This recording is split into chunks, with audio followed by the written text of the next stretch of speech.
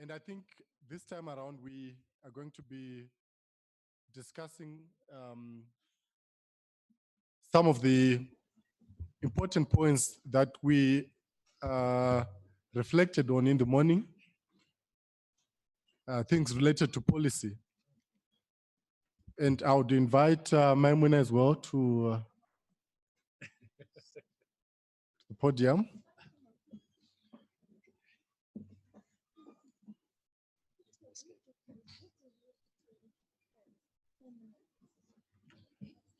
This discussion will focus on aligning our policy with the various needs that we've been discussing since morning. And there's an interesting case study that we can actually learn from. Senegal is one of the first countries in Africa to ratify the Malabo Convention. In fact, there are just 4 countries from the latest statistics that I saw. I think this is one of the big concerns that we've noted. Our colleague from ECOWAS also mentioned this, that we are very good at coming up with policy, and then we don't do anything about it. So congratulations to those countries that have already ratified, and I'm glad that Senegal, being one country that's leading in this space, has taken some important steps to start a process, a multi-stakeholder process on embracing IoT, but also looking at the security considerations. We also have Daniel here, who also give us some perspectives of how policy making happens in the regional communities. This process, does it start from the top down or bottom up? So let's get started, and Maimouna, I'll give the floor to you to share the Senegal experience, and then we can open the discussion. Thank you. Thank you, Verengai. Good evening, everybody. My name is Maimouna Diop. I'm the chair of ISOC, the Internet Society chapter of Senegal. Can you hear me? Okay, I would like to switch in French because we had presentations. Depuis le matin, toutes les présentations. I like diversity. And please, for those who speak English only. Puis de prendre les écouteurs. Okay. I would like, first of all, to thank Internet Society for inviting me to this session. David and the whole team. And also to having chosen to choose Senegal as one of the 3 countries. They work with the government and the others holders on internet, the security of the Internet of Things. Alors, pour démarrer, To start, I cannot refuse to present the Senegalese chapter. And here, not everybody knows the Senegalese chapter, so I want to do a promotion of the Senegalese chapter. You can become a member when you at will. The Senegalese chapter is an association of Senegalese laws set up in 1999 with the main objective to promote the use of internet in Senegal. What we've done for years by organizing internet festival, e-net formation for African countries, encouraging the involvement of Senegal in other meetings to promote the participation of this cooperative Senegalese international cooperative project, public in nature. So you know that it's initiative. So we have more than 700 members from the update, IMS update. And for governance, we have a committee of 15% with 7 members, and we have 5 women, and the rest are men. And we take advantage of it in Senegal. We've had a lot of activities. I'm summing up the activities. Just go down a bit too fast. So the activities center around the best communication with the website. The chapter is, first of all, is we have a website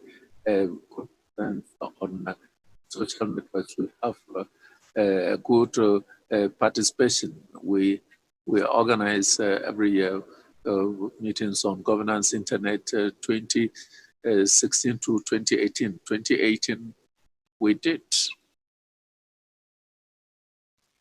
with the authorities in charge of protection of data. We've been organizing workshops African Internet Society. 2017, on a surtout fait le focus sur l'adoption de l'IPv6, donc avec les managers et le régulateur. On a organisé un atelier avec Facebook sur les OTT. C'était l'occasion de mettre tous les acteurs du Sénégal autour d'une table et d'oser parler des OTT. C'était une première. On participe à presque toutes les rencontres du secteur et puis au concours. En général, on est dans les jurys des concours. Alors, on a aussi tissé un partenariat très riche avec d'abord le ministère en charge du secteur. On a eu cette année à élaborer le tableau de bord genre éthique du Sénégal. Dashboard for Senegal. And we've been working with the ministry on capacity stakeholder involvement for internet security, on which to which I'll come back later. We've also been working with the Commission on Personal Data, with which we've organized a lot of activities, and they even took the decision to become an institutional member of IoT. We have a regulator, telecommunication authority in Senegal, and we have this in our country. And we've trained more than 90 engineers because we need more, because things we should move further. We've been working with a club of directors on information technology, which is very dynamic. When we work on technical aspects with a business, we also have, we've done a lot of capacity building and creativity for the community. Chapter 2017-2018, that was the project that was presented on the IoT on control, and also brought in people who speak the local languages. We've had many sessions for teachers, for young children, and we've also mobilized financial resources with partners to promote our activities. We've also have a participation at international meetings. We have a Atlas. We've also participated in governance on internet for person for governance and internet. And we also were involved in, we had organized the African chapter, the African Summit of Internet Society of Participation in discussions online. We created a new generation, next generation leader of Northwest where we have a group of young people who are organized, who we promoting, trying to, for them to come from us to internalize the chapter. So what brought us here? Since this morning, we've noticed that IoT has started in Africa. There's a lot of initiatives. There are a lot of initiatives ongoing. And we get the impression that we all speaking at the same time, which is interesting. And so straight away, we have some issues. I'm more or less on the security. I'm not going to come back to it because because we've had the previous sessions with the level of security. It's not only in the design. We always have the young people who are working, creating gadgets on health, etc., but who do not think about designs for the objects to be secured. So there is an issue on which we need to, and Africa needs to think about it. The context of Senegal, we have a digital strategy 2027. We started the strategy 2027 in 2012, and it was in 2016. And in 2017, we are still implementing the priority actions, especially the National Council for Digital Technology. We also have a national plan. We've opened the telecom market with new people entering, and today we have a change of government with a new minister in charge of digital economy. And we regulated. No, the other minister has been sent to another place. Now let's talk about IoT in Senegal.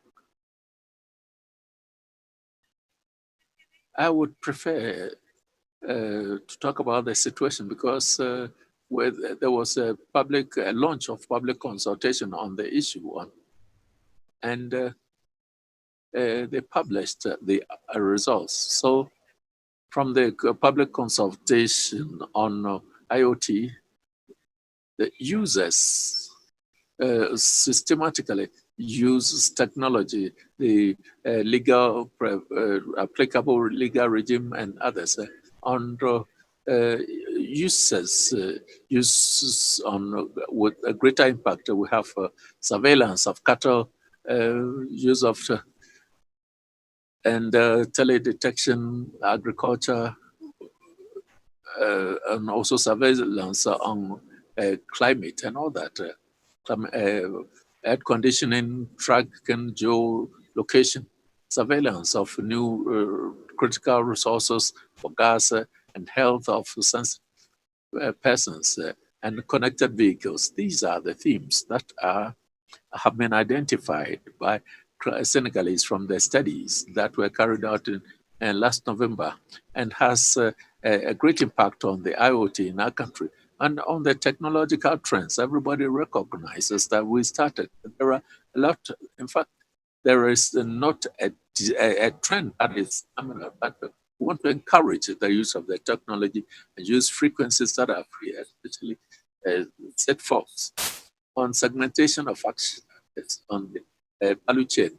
The study enabled us to segregate to the service providers, manufacturers of objects, knowing that the regulator needs these segmentation to be able to. So on the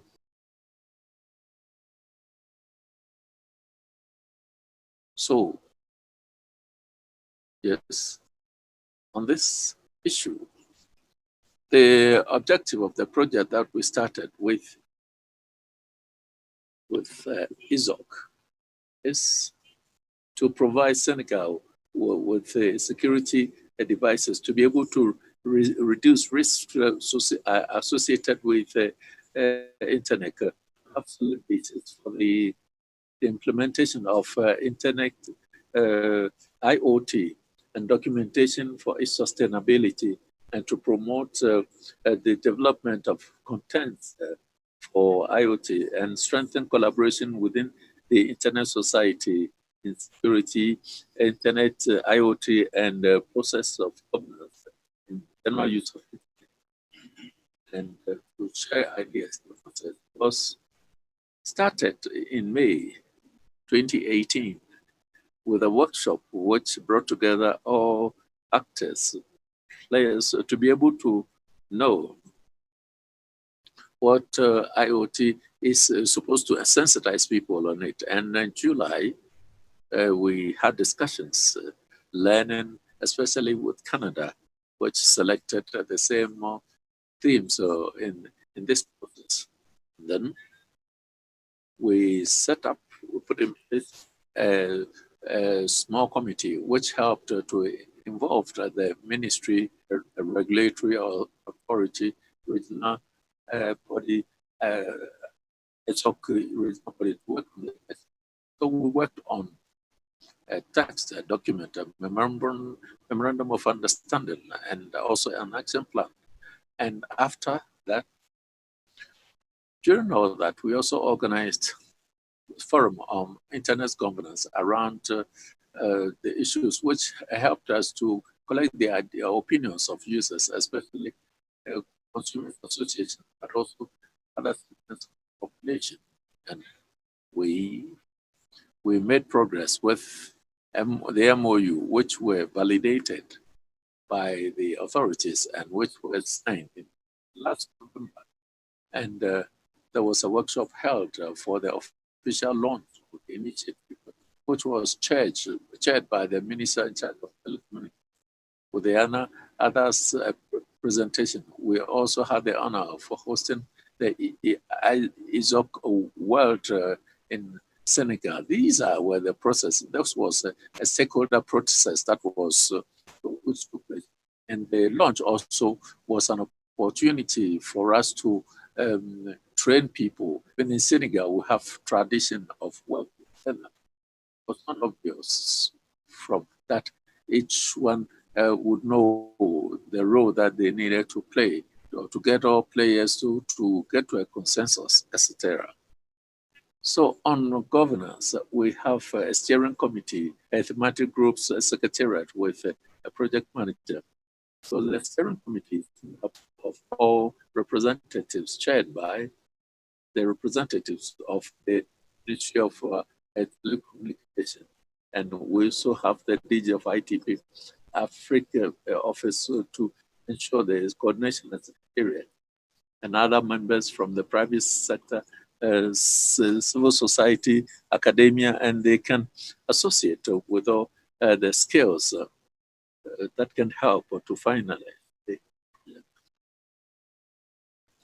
I also wanted to share with you on initiatives, IoT initiatives. Since we had the meeting, the initiatives was on many other initiatives follow the PSEA. There's an emerging Senegalese program for the youth and call for candidates for the youth for artificial intelligence. They brought in youth Senegalese youth who are interested in IoT to apply to priority areas, agriculture, rural processing, transport, logistics, energy, livestock, health, and cultural industry. And so this PSEJ will have the resources to support that, to design the security for it to be respected. Also, to go to a larger scale. We also have what we call DFAC, that is, which is to, was this from Wolof Science, produce science, that is young businesses, training development, and the availability of labs. And also it's a business enterprise that for people who are interested in IoT to buy the tech. Instead of going to Amazon, they are able to get them at a lower prices. So I've just presented this. There is a young Senegalese designed an intelligent, a smart drone. It's in Canada.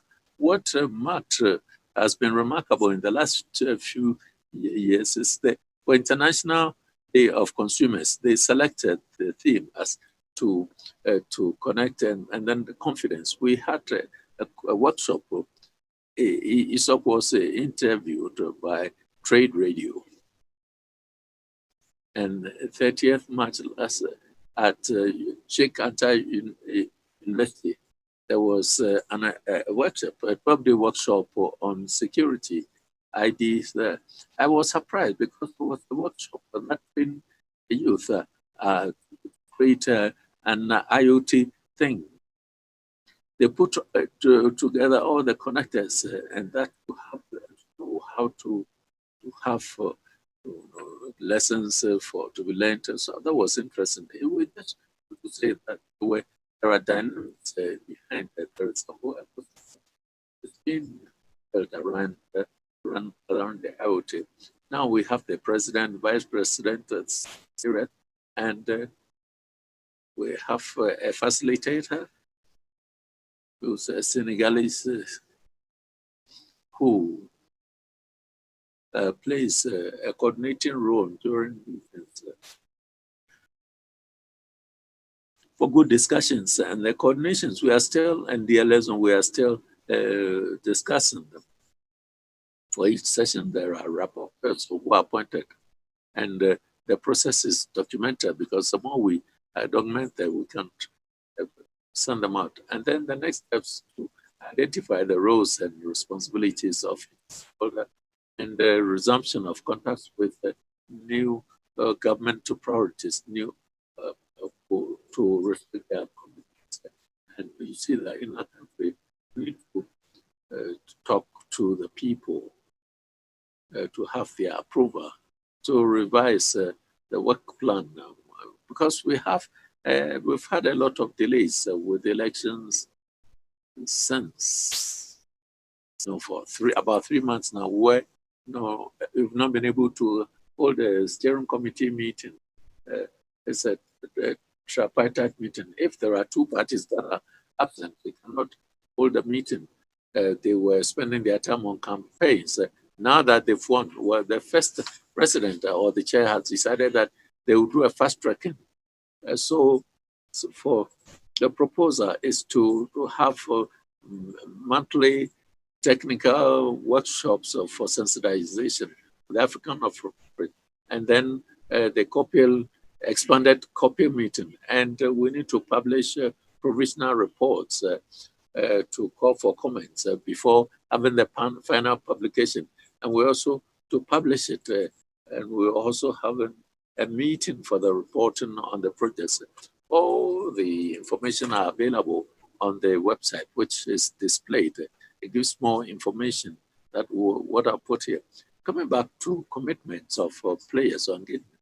I think to work, players need to commit themselves. Funding of the Ministry of Communication today has taken up the funding of the workshops that are organized in Dakar, and ILTP also has decided to make contributions and to get the kickoff. So I think that on the lessons to learn, if we need to see what we've learned as lessons, is to this is a multi-stakeholder model, and we've worked on it. We need to explain the stakes and also security stakes for better involvement of stakeholders. We need to explain and explain. We started with Association of Consumers. There, we're going to work in May with girls, and we're going to continue to cover all players, and especially to succeed, involve every stakeholder or player for them to know their role well. The private sector will develop these activities and we'll all work together as through innovations, because once again, even if we need to carry out actions, our activities must be secured. Our priority is not security. We need to have experience. So we need to experience and train the people around the things that we are doing. That is the problem that we have now. We need to dwell especially on the training. Obviously, it is time-consuming. I've had 6 months of unpaid leave. It takes a lot of time. You need to go and see people here and there. Unfortunately for us, it's associated. I have to work, and I devote some time for it. But when the activities are demanding, then I take my leave and be able to dedicate my time to these that will help us as who was here in 1999. So I want to thank you all. I want to thank you, especially mobilize generation, because it's difficult to get them to work in our country. So this, to conclude, what we need to do with this project is to stimulate confidence, support innovation. For me, the ISOC chapter, we need it in Africa. We need to work more with the government, the private sector, who are the main players in the development of technology and policies. And ISO Africa must help chapters and create labs in Africa. Today, I don't know if that is the case, because if you're talking about ISOC in Senegal, people ask us, where are you coming from, what you do, and others. So we need to work to get it known to the people. The people who are in livestock, they are doing their work. We need to try and create this awareness and initiative, sustainable ones, for sustainability of our activity. On behalf of our chapter, we renew our engagement our commitment for the project, and we'll inviting you to come to November in 2019 in Dakar to have the 20-year anniversary of the association. Thank you very much.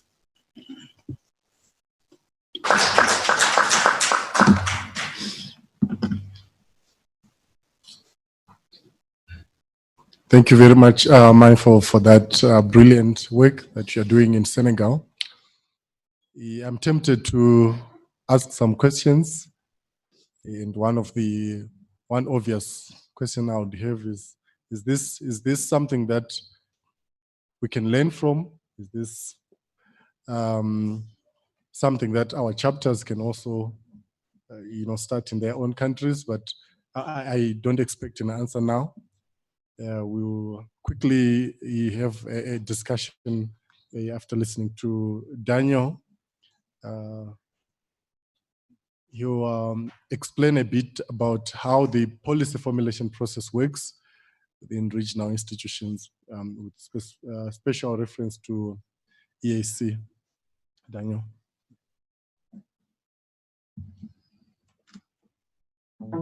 Yeah, thank you, Chair. I just prepared a few slides to show how EAC will deal with the EAC matters. No.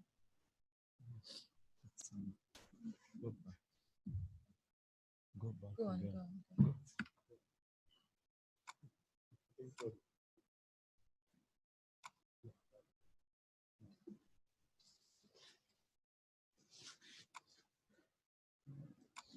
Yeah.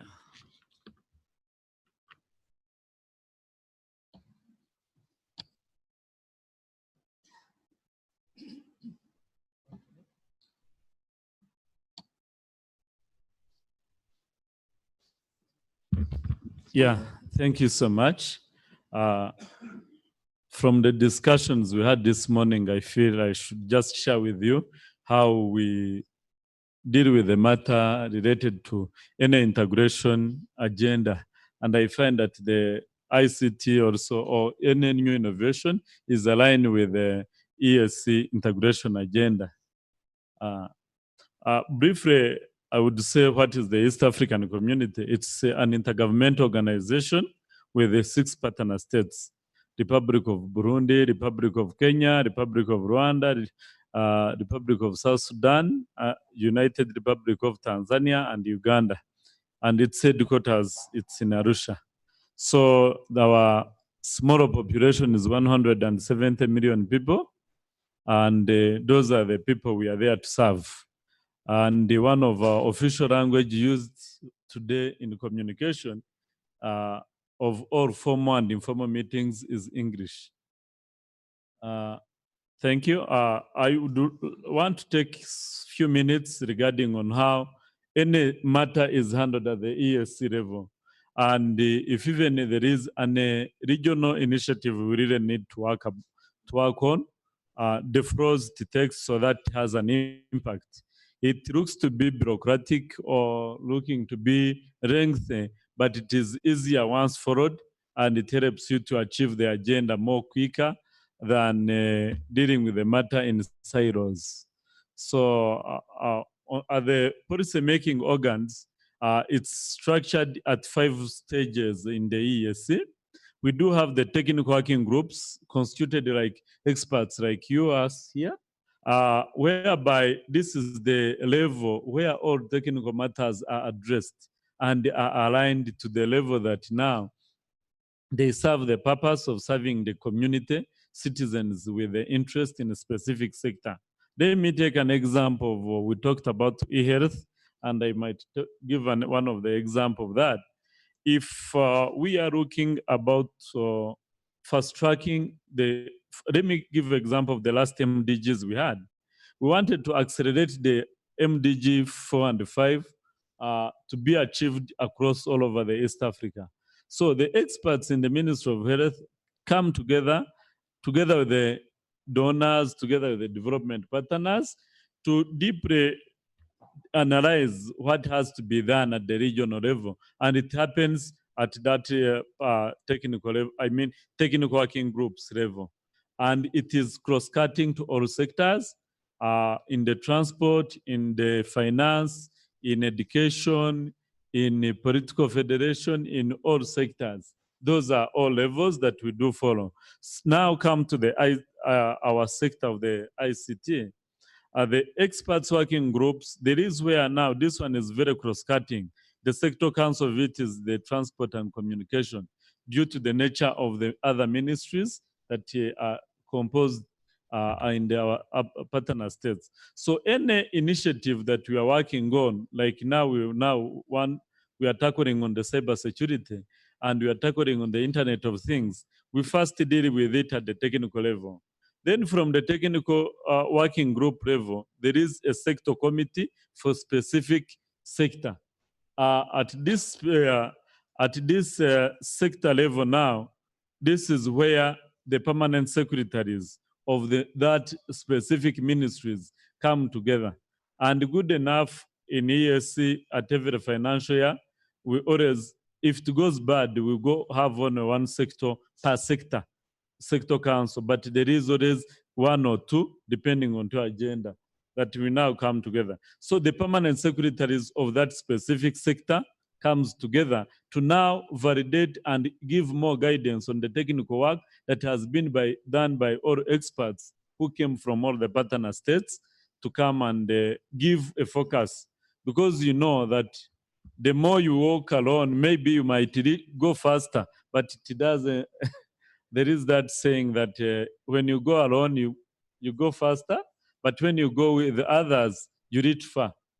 So that is one of the way that it takes us that lengthy process to make sure that we now come at the level of harmonized mind and a harmonized focus, so that as you go back to work on your things, you know what the region wants, because we have to trade with them. We have to deal with being Kenya working with Tanzania or Uganda or South Sudan, the same Burundi, Tanzania, Rwanda, something like that. So you find that that is the purpose of coming together at that sector level. And at the at the sector council for ministers of specific sector, that's where now the policy guidance of that specific sector is addressed. For casing example, I want to give an example of the regional center of excellence of the Internet of Things. We do have the regional center of excellence. It's called the Africa Regional Center of Excellence, but from negotiation, from the getting the loan, the grant and everything was signed at the ESC level. But it's just by the matter of naming it at the African continent level, because we are now looking at inclusion level of how do we deal with the matter up to the continental level. So this one, the specific sectors and the specific working groups had to sit and define where are they going, who are the key players in industry. If we need telecom, we do come together with the telecom. If they are our students, where are they going to do internships? How are we going to mobilize working with the private sector? Because at this level, we always have to invite the private sector because they are players of the enablers and even making sure that the work moves well. So there is most of the activities that are done at that sector level, but you have the full council of ministers of ESC who now takes the final decision and gives the overall guidance, of which the guidance is the one that is reported at the summit level of all the regional initiatives. So those are the key levels of how the policy organs are for the ESC level. But now the implementation and the coordination of process, how is it done? I have just now showed, when I was told I should make this small presentation, I said, let me draw something. The policy making and implementation or the coordination processes, how is it done? At the ESC, we believe that the inclusiveness, people-centered and private sector driven has to appear across all. And because the private sector, they are the ones who are injecting more into the research, injecting more into the new technology. So the first we do, after we have now got the guidance that the region you are going to work on this, for example, we are now given a mandate of harmonizing our policies, especially the putting up the cybersecurity policy across the ESC and also the data privacy. So at this level, we start with the inception and the policy directive at the preparation stage from the ESC Secretariat. Then if we are dealing with a development partner, for example, or a private sector, there is that if you are to hire, you hire after you have already agreed on the TORs regionally and the coverage of it. Then when the draft is done of the output, now the work starts at both country level. We expect you to do the validation and consultation at the country level. Then once it's done, you also constitute a regional stakeholders meeting to validate the outcome.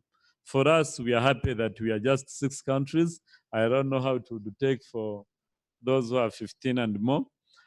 So that one now, it has to happen that we have one consensus. I will give you an example. And where the IoT is working, but people don't take it as an IoT, but you would verify at the usage level. We have the cargo tracking that is when the cargoes are moving from Mombasa or Dar es Salaam, they are tracked to the destination. You are able to know my cargo has reached Nairobi, has reached Busia, has reached Kampala, if you are taking it to Rwanda or to Burundi, or even to Nairobi itself. So the cargo tracking system, it is under one of our pillar for integration, which is common market protocol of the free movement of goods. So that cargo tracking is monitored at all levels of our partner states. And that is one of the way that we had to reach at a consensus of which standards are we going to use in the cargo tracking, which sensors, if you are to put the sensors on the trucks and all the rest. So when we reach at the policy approval, then the policy, the study is approved between the sector ministries. And the sector ministries recommend, if it's something that engages the finances and the decisions of a higher level, it goes up to the full council and the summit most of the time. If it is something that has to be launched, for example, when we are taking a decision of reducing the ESC meetings and using the video conference and embedding the digital signature, it had to be launched up to the summit level, because now that is engaging the decisions of how other ministers can change their way of doing business. So now once it is adopted and it's done, if we have now adopted a policy at the regional level, it has to be adopted at that number 4, the policy approval either by sector ministries or the Council of Ministers or the summit. Whoever has endorsed that, now the next is domestication. That is where now we have a challenge. When it comes to the domestication, I liked the ECOWAS's submission when they are talking about the policies they have, but other countries maybe they are not implementing them. Now, at the domestication level, we expect that every partner states goes to domesticate according to what we agreed. But you find that now the partner states or the country's priorities now, you reach there if you had agreed on the standards of how we are going free roaming, others they agree on to other things and say, we will take this as a second option. We have our national demands, we are going to do that. But does not remove the demand that we are moving as a region. One might implement now faster than another one, but when we really know it is in one framework. So our role at the secretariat level now comes to the monitoring, evaluation, and learning the best practices and documenting where things have failed. So that's one of the key things, how we monitor the policy. I want to take an example of how the linkage between linkage of the initiatives with the ESC into our agenda vis-a-vis the treaty established. Our Article 16, I mean Chapter 16, Article 103 of the East African Treaty on Regional Cooperation on Science and Technology gives us room for even new technologies to come. So it even, this IoT, even if we take it as a new, that it's coming into people's ears, but our treaty or our constitution has already tackled on it, especially on its point number 2. Promotion, development of applications of information technology and other new ones through the community. So those other new ones come to next generation, 5G, 6G, 10G that might come. So it is not rocking us that we have a constitution that stops us from doing. Milestones that we have at the community at the East African level, they are only 4. We have Common Market Protocol, we have Customs Union, Monetary Union, and Political Federation. But under each, it's very huge. For the Common Customs Union, we would say we have achieved the goods are moving from one border to another, one country to another. We have now, if you have your goods produced in Kenya, they cross to Uganda, they just don't pay the other taxes that you used to pay as import tax. And this is where the technology and the IoT is also being applied in one of the things that people are not seeing it, but of course we are improving onto our technology to catch the latest, but we have the tools to monitor this. We have the systems that are already in place that are doing this in our customs systems, KRA, Kentrade, Uganda Revenue Authority, Rwanda Revenue Authority. They are able to communicate and share the data. So the other data policy and data privacy we have been talking about, at our level, I think how we tackled on this matter has always been a sector-based. If it is on the customs, because they never all came at the same time, at the level of the customs, if we want to exchange customs information, how do we do it? Then the policy is developed along that sector, and it is also endorsed so that it supports the trade across. We don't have that regional one policy that, because now every pillar has matured at a different level. And today we are now in this free movement of the people, which is Common Market Protocol, where now the use of the ID and the digital ID, we are looking forward for it. So that is where things also improve. I took an example of the e-health we talked about, how it is even aligned in all our pillars. As I move faster, yeah, so for this purpose now, I just wanted to mention that for the purpose of the success of any innovation we are talking of, if you take it at the national level, you might achieve it, yes, but at the regional level, it's more easier because we are now doing the cross-border trade. We are now doing the cross-border movement of the people and the bank. As I finish, I should finish on the one of the examples. This is the way we do the data flow. But for the purpose of your tech, for us at the East African community level, our national, we no longer do SWIFT to US or where. We now have our East African payment gateway, whereby the transferring money from KCB Kenya to Equity, maybe in Tanzania or CRDB, whatever. We just do it internally at the same time that happens. So that is even the blockchain we are talking of, the IoT in the banks. We are already doing it at a different level of the undertaking. But when we do it at the regional level, we have seen the success.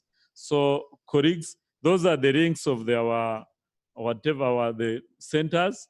The Africa Center of IoT, it's hosted in the Rwanda. We do have the center of the ICT, Regional Center of ICT for Embedded Systems and Mobile Telecommunication in Nelson Mandela. You are in Tanzania, and also the Health Supply Chain Management. Also, we have several that we have done. So, colleagues, this is in brief what we have managed to bring together as a region. Thanks.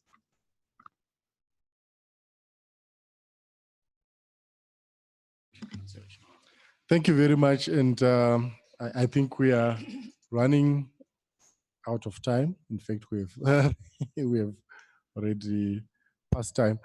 Unfortunately, I think our interpreters will be done in the next 2 minutes.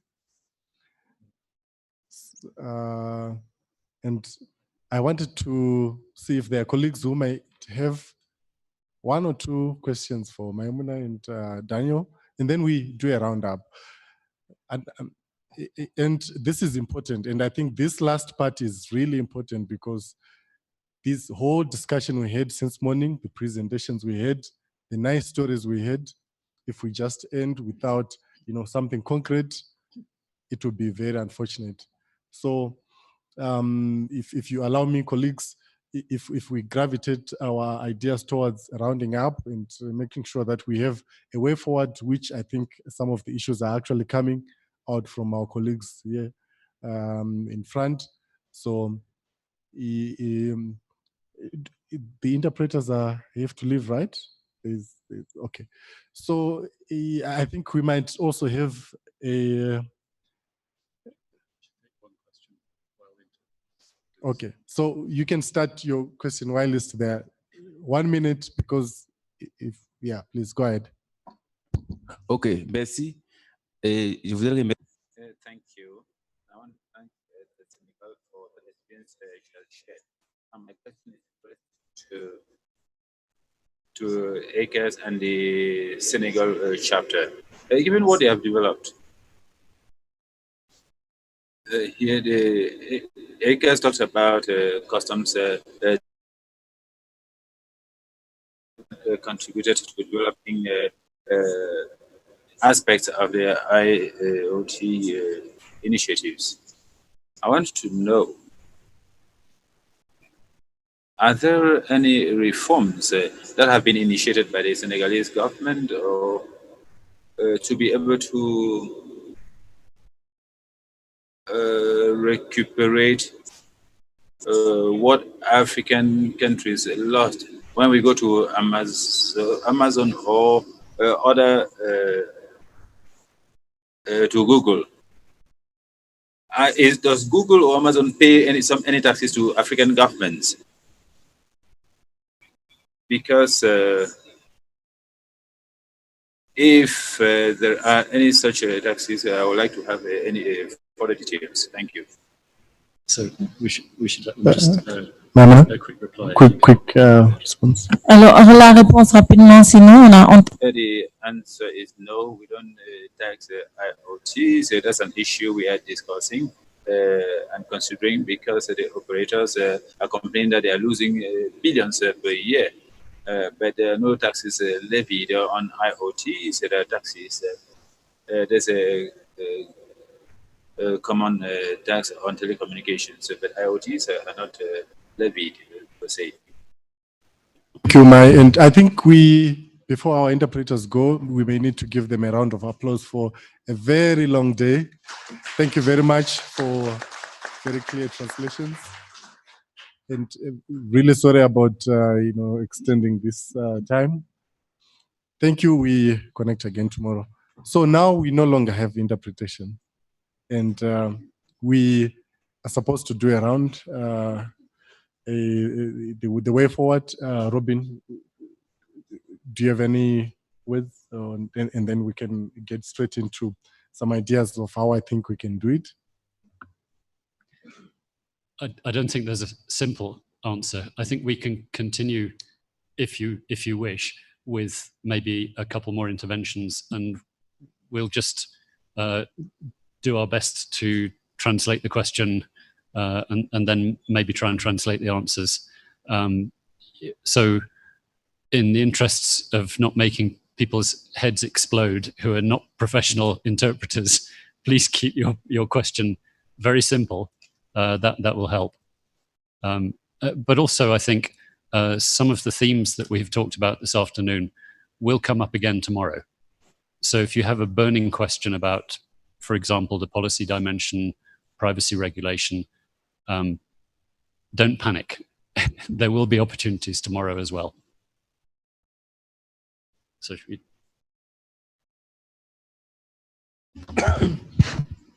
I think they say that. Okay. I will ask my question in French and in English. J'ai une question pour les deux collègues qui viennent de présenter.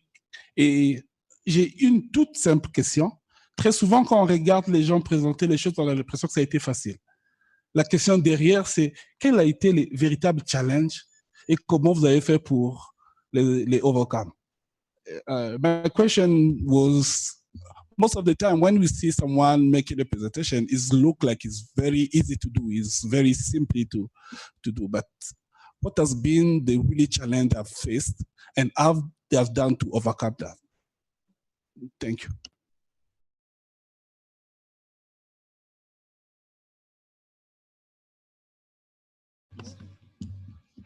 Mo, anyone else? I'll start with the lady and then we'll come to you. Bonjour. That is the only French that I know. My question goes to Daniel. I have really liked your presentation, and I was thinking, is it a presentation or it's just a presentation? Because I was doubting about its reality, especially when it came to policy implementation process, where you say you consult countries, you have country and regional consultations and validations. And so I was wondering, how do you announce this to stakeholders? Because, like, for example, you spoke about cybersecurity. Some of us have been working on that cybersecurity for the last 4 years. We've not had anything that EAC is doing.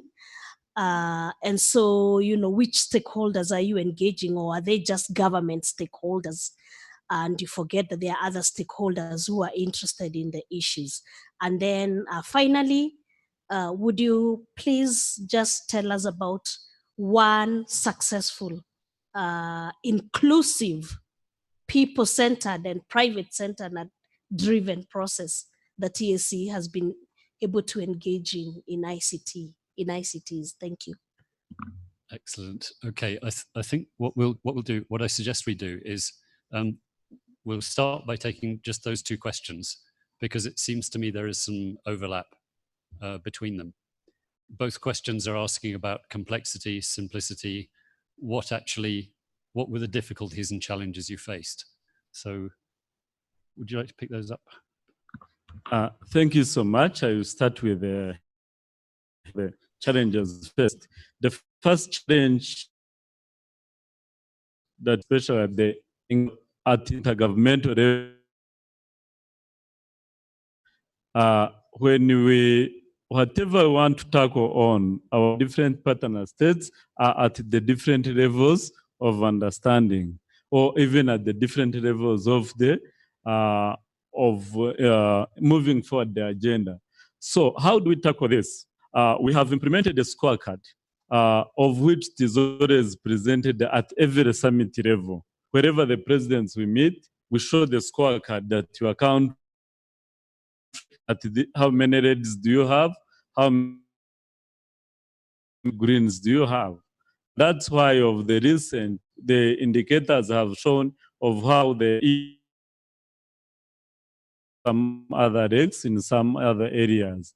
So when we pick an agenda and we find it has failed to be taken at the minister's level, at the policy level, the only remaining chance, we do it twice, the third time we present it at the summit level as a challenge. So when those challenges are presented, well, now it's upon the head of the state to either wish to remain in the red or to remain in the green. So that is one of the ways that we found that we can now implement some of the regional matters that has. We have more than 17 corporations across the ESC, but not all of them were successful, of which we can say we have implemented more than 14. But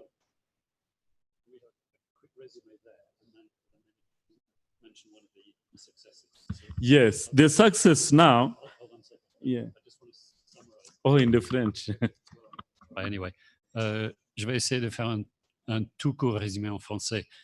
Ce sera tout court. S'il reste des lacunes de compréhension de ma part ou de votre, il suffit de lever la main et puis on fera de son mieux. Donc, en principe, une des réponses à la complexité de la gestion des changements qu'on a voulu faire dans le EAC, c'était d'avoir un scorecard, comment ça s'appelle en français, un dashboard. Donc, un tableau de bord, merci.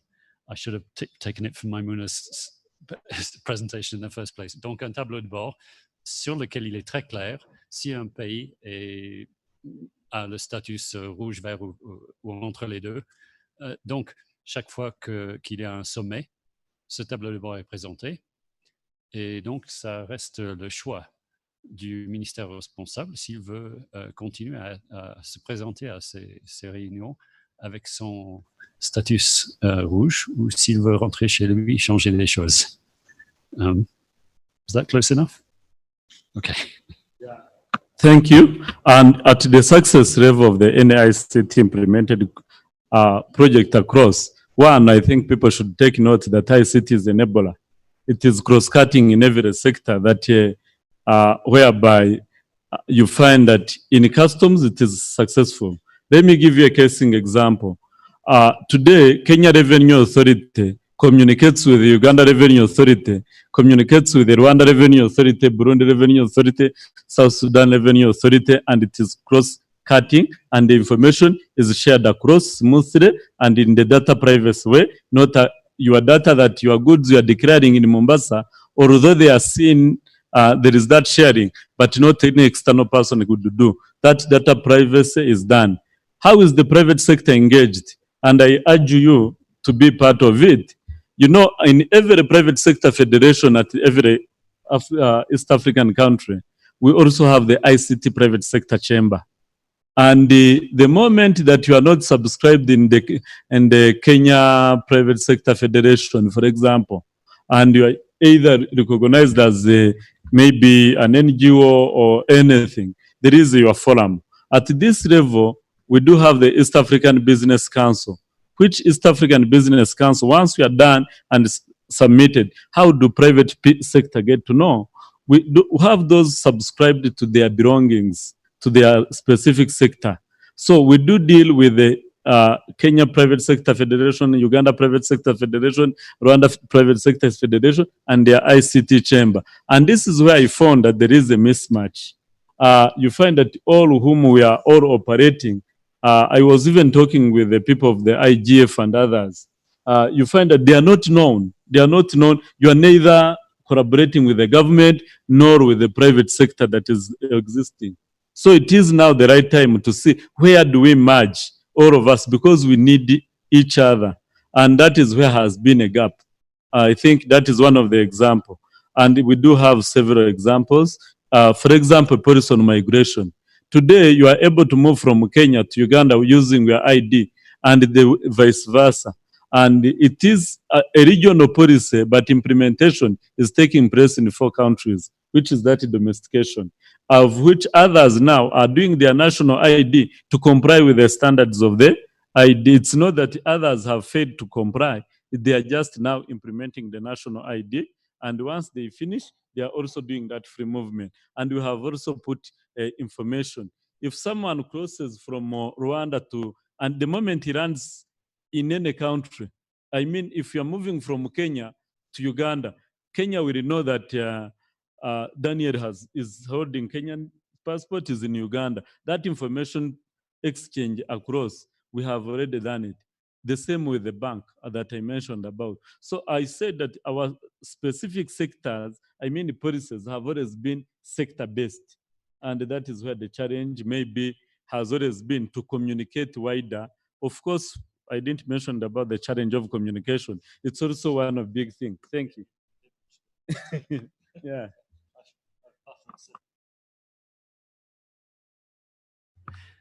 Bon, donc vous avez décrit plusieurs structures et façons de gérer l'engagement avec le secteur privé, par exemple.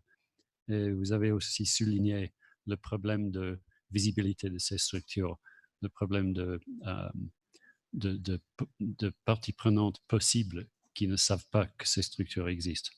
Donc il y a forcément un problème de visibilité et de communication. Mais en tant que succès, vous avez décrit le système de pouvoir franchir les frontières avec des pièces d'identité numériques qui sont mutuellement reconnues par plusieurs États. Ça me semble un nirvana. As someone from Britain, I've heard just described this in this session, a common market, a customs union, freedom of movement across borders. You were supposed to speak in French. Coordinated. I've got so depressed about this. I can't speak about Brexit in French. It's coordinated regional policy. All this seems like a dream to someone from England now. Okay. Oui. Yes, okay. Bon, j'ai fait une petite blague pas très amusante de ma partie. De toute façon, j'ai parlé de Brexit et de marché commun, d'union de douane, oui, d'union douanier. Tout ça me semble un rêve. Okay, so I hope I at least captured some of what you said there.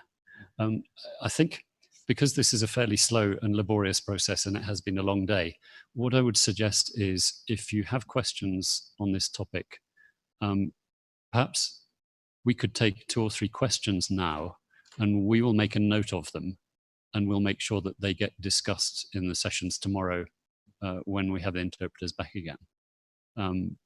Donc je propose que l'on prenne encore 2 ou 3 questions, mais que nous les écrivons pour les ramener demain. Merci. Si ça vous convient. Okay. So, sorry, Maimouna, please. I would like just to answer to his question about the challenge. Yes. I will speak in French, even because Robin is here for translation. C'est easier. Alors, le challenge, comme on l'a dit, c'est travailler ensemble. C'est pas évident. Même comme j'ai dit dans ma présentation, on est quand même un pays où on a une tradition d'être ensemble. Moi, je suis présidente du chapitre sénégalais de l'Internet Society. Dans mon travail quotidien, je travaille pour le secteur privé. Et dans ma vie antérieure, j'étais directrice des TIC dans le gouvernement. Then I have three hats: civil society, private sector, and government. Donc, c'est vraiment travailler ensemble. Et c'est pas évident. Donc, ça, c'est un challenge. Le deuxième, c'est gérer le changement. On a démarré en mai.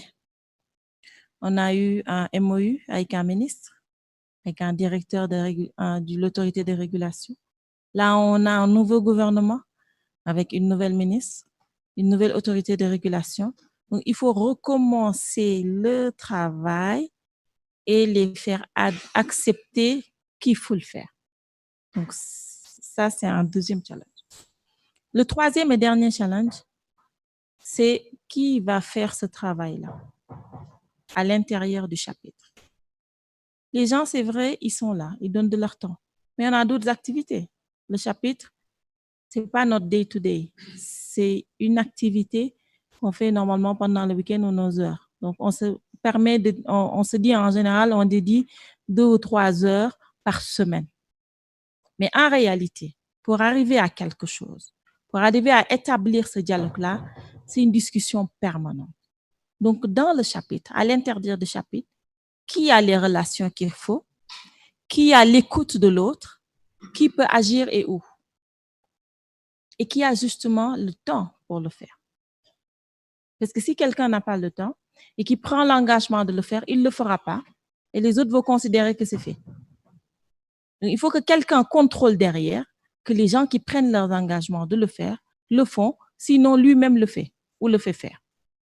Donc ça aussi, c'est un vrai challenge au niveau des chapitres, surtout que je pense que c'est le cas partout. Dans la nouvelle génération, en tout cas dans ce qu'on a comme Next Generation, quand tu leur demandes quelque chose, ils te disent donne-moi de quoi payer moi, ma com, le transport, le machin, le chouette, le chose. Donc, il faut payer quelque part, il faut sortir de l'argent pour pouvoir avoir quelque chose. Voilà. Et on n'est pas forcément outillé pour. Donc, je pense que c'est les 3 challenges sur lesquels il faut vraiment qu'on s'appesantisse si on veut faire avancer les choses. Et peut-être le dernier, c'est que Internet Society, dans nos pays, c'est des associations. Donc, c'est la société civile. Dès qu'on parle de définition de politique, ce qui est de la difficulté dans ce qu'on est en train de faire, on est out. Ce n'est pas à nous de définir les politiques. C'est aux autorités de définir les politiques. Donc, nous, on ne fait que mettre en place ce cadre et les accompagner. On ne peut pas faire le travail à leur place. Donc, il faut avoir le temps de leur temps. Parfois, ça va bousculer. Parfois, ça aussi attendre un peu que ça se passe et aller chercher la bonne opportunité pour le faire. Donc, ce n'est pas nous qui définissons le timing. On s'adapte à leur timing, on bouscule, mais on fait du rétro-planning. C'est-à-dire, je dis, à l'instant T, là, par exemple, mon rétro-planning, c'est novembre, il faut que j'ai quelque chose. Donc, je fais en sorte que en novembre, j'aurai quelque chose. Donc, je fais du rétro-planning, je ne fais pas du planning. Merci. Okay, this is at least going to be easier going from French to English. Maimouna, actually, I think in summary made 6 points there. The first is collaboration is not straightforward, and these problems require collaboration.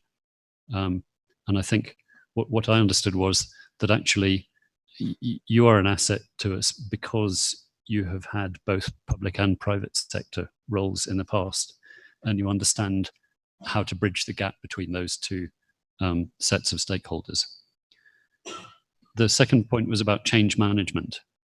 Change management is hard too, especially when the stakeholders change and you have to start all over again and reinvigorate the engagement and rebuild the relationship so that you can exercise influence over that stakeholder on a long-term basis.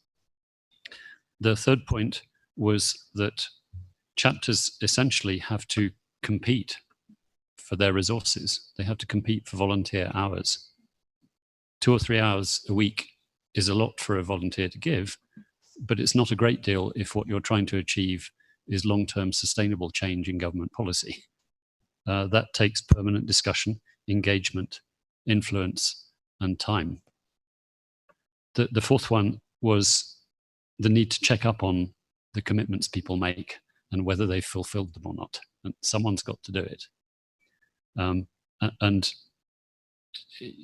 perhaps some of the younger generation, if you delegate a task to them, will expect that there's something in it for them, something to cover their costs, something to make it worthwhile. Fifth one was that as a civil society organization, chapters aren't necessarily in a position to define policy. They can't. And if they try and say, well, we want this solution to this problem, that can shut them out of the discussion. And so that introduces a dependence on the time and availability of policymakers so that civil society can get to them, can spend the time with them to influence them to act and create policy. And the last one was know what your deadline is and work backwards from that so that you know when you're supposed to have something done by, and you've got some milestones towards achieving it. Okay. Well, thank you. It was very good input. Yeah, I think. Great. I think it's time for us to break, unless if you guys still want to go on, right? Thank you very much for the energy, for the interesting ideas. I think it was a very long day, but also very fruitful day. So thank you very much for that. And do bring your questions back tomorrow.